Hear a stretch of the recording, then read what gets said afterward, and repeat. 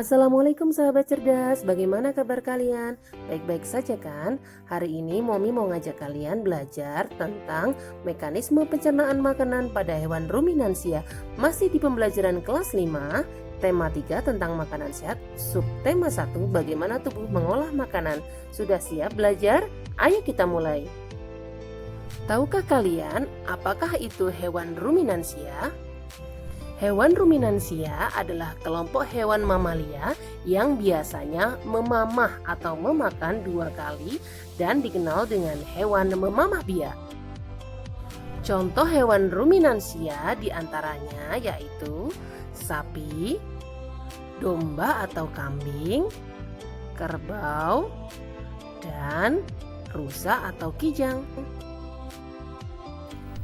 Selanjutnya kita akan bahas tentang mekanisme pencernaan makanan pada mulut hewan ruminansia. Yang pertama adalah gigi. Gigi sapi tersusun dari gigi seri yang berguna untuk memotong makanan dan gigi geraham untuk mengunyah makanan. Yang kedua adalah lidah. Lidah sapi berguna untuk merenggut rumput atau makanan dan mendorong makanan yang sudah dikunyah menuju lambung. Yang ketiga adalah saliva. Saliva merupakan enzim khusus yang dihasilkan oleh kelenjar khusus pada sapi yang disalurkan pada rongga mulut. Saliva berperan dalam proses pencernaan kimiawi. Sistem pencernaan hewan ruminansia lebih kompleks dibandingkan pencernaan hewan lainnya. Pada hewan ruminansia terdapat 4 bagian lambung dengan fungsi yang spesifik. Lambung sapi berbeda dengan lambung manusia. Ukurannya jauh lebih besar dibandingkan lambung manusia. Lambung merupakan organ pencernaan yang sangat penting bagi sapi. Sahabat cerdas, lambung sapi terdiri atas 4 bagian, yaitu rumen, retikulum, omasum, dan abomasum. Oleh karena itu, sapi dikatakan sebagai hewan yang memiliki 4 perut. Nah, sekarang cobalah perhatikan bagian-bagian dari lambung sapi. Yang pertama adalah rumen, kedua retikulum, ketiga omasum, dan gambar yang keempat menunjukkan letak abomasum.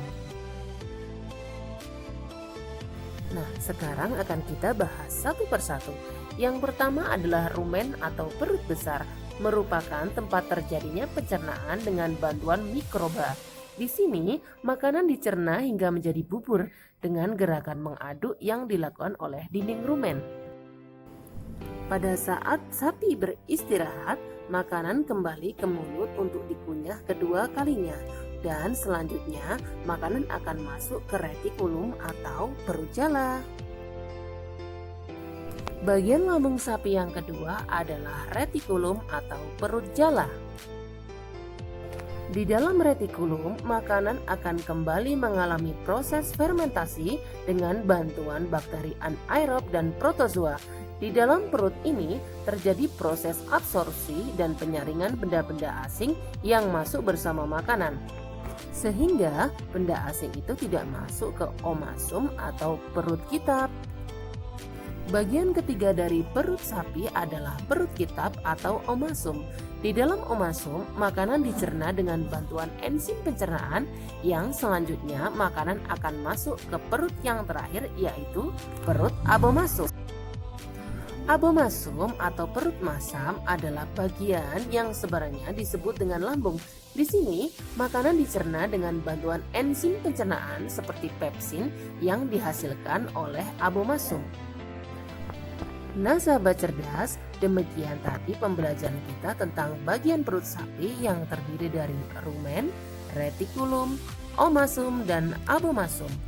Setelah belajar dari video ini, Momi berharap kalian akan mengerti bagian-bagian dari lambung sapi. Berikut fungsinya.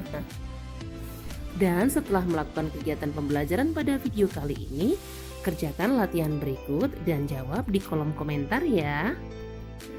Pertanyaan pertama, sebutkan 5 contoh dari hewan ruminansia. Dan yang kedua, sebutkan 4 bagian dari lambung hewan ruminansia. Pasti kalian tahu kan ya jawabannya. Nah sahabat cerdas, demikian tadi pembelajaran kita pada video kali ini. Sampai jumpa di pembelajaran selanjutnya. Terima kasih. Assalamualaikum warahmatullahi wabarakatuh.